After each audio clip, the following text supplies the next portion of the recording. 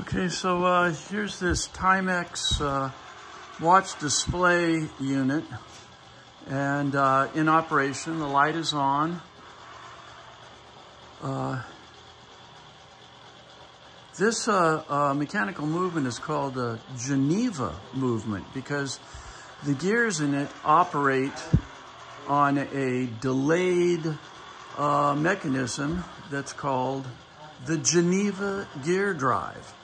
Just out of interest, but we made new gears for this because coincidentally, the one gear that was stripped is the same gear we use on a Ferrari 355 HVAC blend door actuator.